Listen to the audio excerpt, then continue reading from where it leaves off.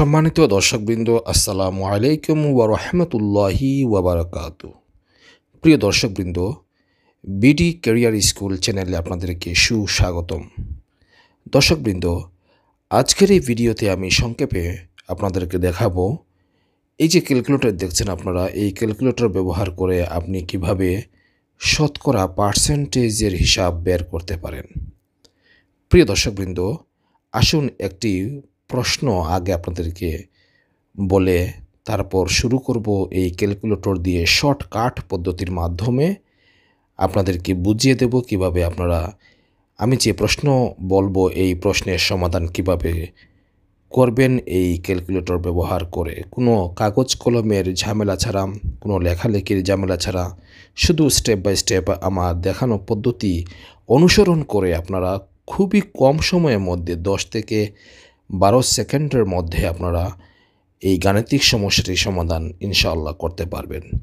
দর্শকবৃন্দ, মনে করি একটি স্কুলের একটি ক্লাসের মধ্যে 640 জন ছাত্র এবং ছাত্রী রয়েছে এবং এদের মধ্যে 40% অর্থাৎ 40% হচ্ছে আপনার ছাত্র। এবার প্রশ্ন হচ্ছে যে ওই স্কুলের ওই ক্লাসের মধ্যে আপনার কতজন ছাত্রী রয়েছে, জন বের করতে হবে। এখানে পার্সেন্টেজ 40% দেয়া আছে, আমাদেরকে জন বের করতে হবে। ছাত্রী কতজন রয়েছে 640 থেকে, এটা আমাদেরকে বের করতে হবে।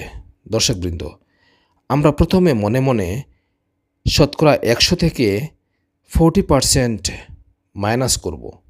মাইনাস করার পর আমাদের থাকবে 60 মানে 60%, অর্থাৎ এই স্কুলের মধ্যে 640 জনের মধ্যে 40% ছাত্র হলে ছাত্রী সংখ্যা হচ্ছে 60% মানে 60%।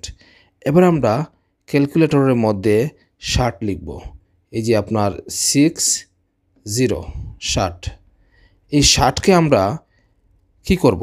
60কে আমরা যে মূল ছাত্রছাত্রী রয়েছে অর্থাৎ 640, এই 640 দিয়ে আমরা গুণ করব। এই যে গুণ চিহ্ন রয়েছে প্রিয় দর্শকবৃন্দ, এই যে গুণ চিহ্ন এখানে আমরা প্রেস করব।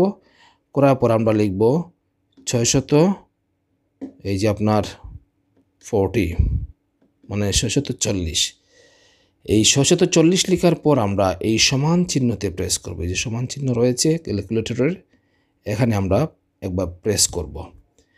প্রেস করার পর আমাদের রেজাল্ট আসবে 38,400। এই 38,400কে আমরা এবার কি করব?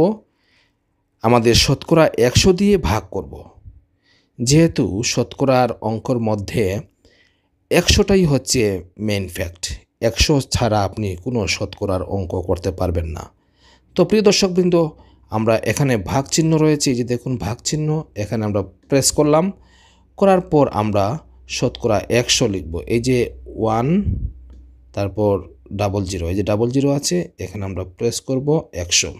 লেখার পর আপনি সর্বশেষে এখানে সমান চিহ্নতে প্রেস করবেন। এই যে সমান চিহ্ন রয়েছে ক্যালকুলেটরের, এখানে আপনি প্রেস করবেন। আপনার রেজাল্ট আসবে 384, অর্থাৎ 640 জন ছাত্রছাত্রীর মধ্যে 40% বা 40% হচ্ছে আপনার ছাত্র। এদের মধ্যে আপনার ছাত্রী সংখ্যা হচ্ছে 384 জন।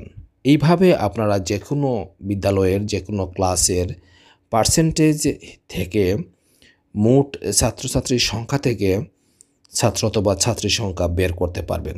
দর্শকবৃন্দ, ভিডিওটি ভালো লাগলে লাইক, কমেন্ট, শেয়ার করবেন এবং পরবর্তী ভিডিও পাওয়ার জন্য আমার এই চ্যানেলটি সাবস্ক্রাইব করে রাখতে পারেন।